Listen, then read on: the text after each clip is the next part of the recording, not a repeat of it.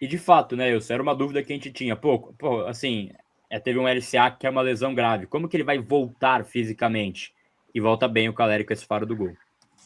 Não, o Caleri é brabo, o Caleri é monstro. Acho que o torcedor São Paulino, num geral, gosta muito do Caleri. Acho que nós aqui gostamos do Caleri também. Acho que todo mundo sabe da importância dele, do quão perigoso ele é e quanto ele incomoda. É só perguntar para os zagueiros dos times adversários, o cara mais chato que você joga contra. Eles vão falar, é o Caleri. A maioria, já escutei uma galera falando que é o Caleri. A dúvida era, como o Crespo e você mesmo agora disse, Gabriel, como ele ia voltar. E ele volta bem. Só que esses 6 gols na temporada, eu acho que demonstra mais do que só a volta boa do Caleri. O Caleri é importante? O Caleri ali faz diferença? Faz. Como o Crespo disse, a gente ficou um tempão sem atacante, e no primeiro jogo que o Caleri entrou, pôs na caixa, só tirou para o lado e tocou, nós falamos, caramba, como é bom ter um atacante que sabe prender a bola e tocar para o lado para o amiguinho.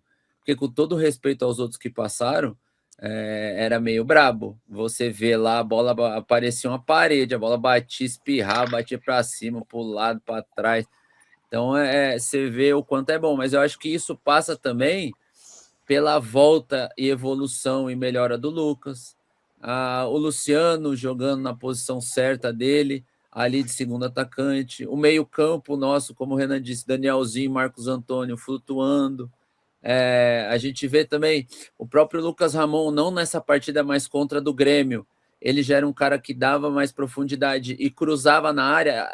Teve até alguns movimentos que o Caleri não estava acostumado. Ele desacostumou com esse cruzamento e é muito entrosamento, né? Eu lembro que na minha época eu também não cruzava na área e o Aloysio Chulapa chegou até me oferecer um bicho por cruzamento. Ele falou: ó, às vezes que você cruzar e eu fizer gol, ou só cabecear, eu te dou um dinheirinho, tá, Juvenil? Porque eu não era o cara de cruzar.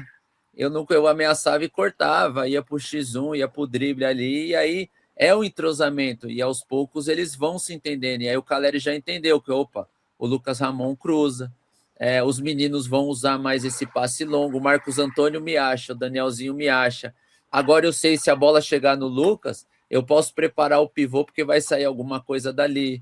O Luciano tá perto de mim. Então, a evolução de um time como um todo, assim, eu acho que quando o conjunto se sobressai, o individual aparece, né?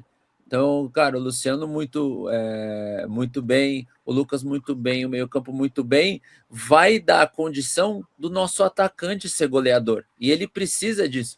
E ontem o São Paulo não faz um jogo tão bom. São Paulo é dominante, mas não faz tão bom e o Caleri não aparece tanto. O Caleri no primeiro tempo, eu não eu posso estar errado aqui, mas eu não lembro dele finalizando uma bola, nem perto do gol o primeiro tempo. Ele ficou bem sumido e no segundo tempo, a primeira chance que ele tem ali dentro da área, ele chuta e faz o gol. Então, acho que assim, o atacante depende muito, ele é o mais dependente do restante do time. Então, com a melhora de todos, o nosso atacante aparece. E aí, cara, sendo o Caleri perigoso, bom pra caramba, uma referência lá na frente e tal, cara, são já sei. Quantos gols ele tinha feito no passado até machucar a Gabi? Você sabe ou não? Puta, ano passado eu vou puxar o número aqui, peraí só. Mas não eram muitos, né? Eu acredito, né? O ano passado ele não estava numa das melhores fases. E esse ano, voltando de lesão, sem pré-temporada, ele já fez 6 gols. Então, eu acho que o São Paulo Ele tem fez um. 3 gols em 25, até onde eu tô vendo aqui, ele fez 3 gols em 2025. Então. E aí, esse ano, sem pré-temporada, voltando de LCA, com o time melhorando, ele já fez 6. Cara, Deus queira que todas as lesões ficaram no ano passado e esse ano a gente consiga não ter nenhuma lesão para que esses números possam ser ainda mais altos. O Chacon, o Caleri de fato voltou muito bem, né? Conseguiu aí, cara, o seu espaço. Tem o próprio André Silva voltando, cara, já no final desse mês, quem sabe ali para o meio de março ele não volte para os jogos. E tem o Rian lá para maio, né? Que pode ser um jogador voltando também. Acho que para essa posição o São Paulo está resolvido, Chacon. Então, quando a gente discutiu aqui no começo da temporada quais seriam os pontos de reforços do São Paulo para 2026, eu defendi que o São Paulo fosse atrás de um centroavante, fosse atrás de um atacante. Por quê? a gente não sabe como é que voltam os jogadores de lesões tão sérias, né? A gente não sabe como vai voltar o Rian, não sabe como vai voltar o André, não tinha ideia de como ia voltar o Caleri. Acho que resolvido, talvez ainda não. É uma boa fase do Caleri, fato. Isso ninguém tem dúvida. Mas eu acho que eu ainda aguardaria para ver como voltaria o André e o Rian, fisicamente falando. Ninguém desaprende a jogar. Esse é um ponto. Agora, como fisicamente voltarão aí André Silva e Rian Francisco? Eu acho que o São Paulo tinha outras prioridades de posicionamento para ir no mercado. Ainda acho que a prioridade seria um primeiro volante. Acho que o primeiro volante ainda faz mais falta nesse momento.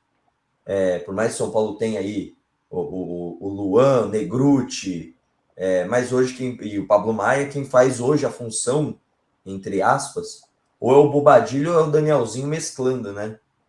E os dois não são, teoricamente, primeiro volante de formação. Então, acho que, para mim, a maior ausência é de um primeiro volante. Mas eu ainda assim monitoraria, às vezes, uma oportunidade de mercado. Por exemplo, de um atacante, né?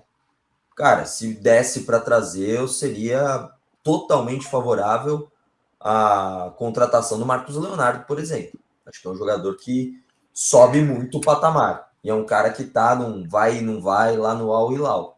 Né? Tenta ali um empréstimo até o final do ano e tudo mais. Eu ainda acho que dá para aproveitar a oportunidade de mercado, por diversos fatores. Vai que o Rian volta tão bem que é vendido no meio do ano. Né? A gente nunca sabe. André Silva, né? Ele chegou a ter propostas aí do futebol europeu antes da lesão, né? Estava sendo monitorado pelo futebol europeu para voltar para lá. Então, assim, eu acho que eu daria uma monitorada também no ataque aí como oportunidade de mercado. Oi? Ô, Chacon, ontem na transmissão eu gostei do menino da Ponte que fez o gol lá, o Borges. Cara, bom jogador esse moleque. Brian Borges. Cara, bom jogador. Cara, em compensação, tava revendo hoje de manhã os lances. O Pacheco, meu amigo, o cara tava errado em todas daquele meia da Ponte. Mas o Brian Borges, de fato, fez bom jogo. E eu tava lendo também, esse cara, ele foi e voltou, era ponta, virou lateral, assim, o cara não conseguiu firmar e ontem fez um partidaço, né? Ele teve um lance ali que ele exigiu o Rafael no canto, né? Então, mas é isso, assim, eu acho que tem que explorar. Assim, explorar mercados alternativos. São Paulo fez isso, principalmente com o Mirassol, né? O Danielzinho, o Lucas Ramon. E, principalmente, explorar as oportunidades de mercado. Eu acho que isso é o principal para o São Paulo, que está quebrado. Então, tenho pouca grana. O que eu tenho que fazer? Procurar peças e oportunidades de mercado. Não pintou? Paciência, vai ter que... Aí sim, ainda mais vai ter que usar a base. Projeta jogador que você já tem na base, né?